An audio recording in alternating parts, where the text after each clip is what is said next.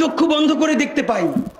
আমরা যদি যোগ্যতা নিয়ে 5-10 বছরের মধ্যে দাঁড়াইতে না পারি, এই ভিডিও, এই ছবি, এই শহীদ পরিবার, এই আহত, এদের জীবন তো শেষ। এদের পরবর্তী জেনারেশনকে পর্যন্ত কি ভয়ানক গণহত্যার শিকার হইতে হবে আমরা চিন্তাও করতে পারতেছি না। 1857 সালে মহাবিদ্রোহেও সিপাহী বিপ্লবে আমরা জিতে গিয়েছিলাম ব্রিটিশদের বিরুদ্ধে। একদম 90% যখন জিতে গেছি, দীর্ঘ লড়াই, একদিকে টিপু সুলতান, একদিকে ঝাঁসির রানী, তুমুল বিপ্লব।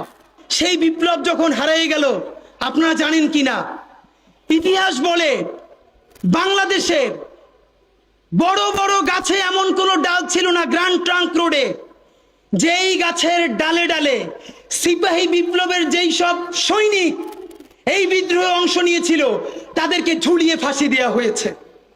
তাদের বাবাকে, তাদের সন্তানদেরকে প্রকাশ্য দিবালোকে গাছের সাথে ঝুলিয়ে আমাদের বিপ্লবীদেরকে ফাঁসি দেওয়া হয়েছে। শুধু তাই না, 5 দিন 7 দিন ধরে সেই লাশ ঝুলিয়ে রাখা হয়েছে, যাতে মানুষ দেখে শিক্ষা পায় আর কেউ কোনোদিন ব্রিটিশদের বিরুদ্ধে বিপ্লব বা বিদ্রোহ করতে না পারে। ভাইয়েরা আমার, এই জুলাই যদি এটাকে বিপ্লবে পরিণত করতে না পারি, চূড়ান্ত যোগ্যতা অর্জন করে যদি এটাকে চূড়ান্ত পিকে যেতে না পারি, সামনে বাংলাদেশে আমাদের জন্য ভয়াবহ সে আর একটা সিপাহী বিপ্লবের করুণ প্রতি অপেক্ষা করছে। আমি চক্ষু বন্ধ করে দেখতে পাই।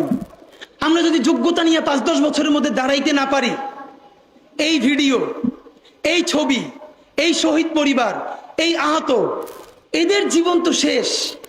এদের পরবর্তী জেনারেশনকে পর্যন্ত কি ভয়ানক গণহত্যার শিকার হইতে হবে আমরা চিন্তাও করতে পারতেছি না।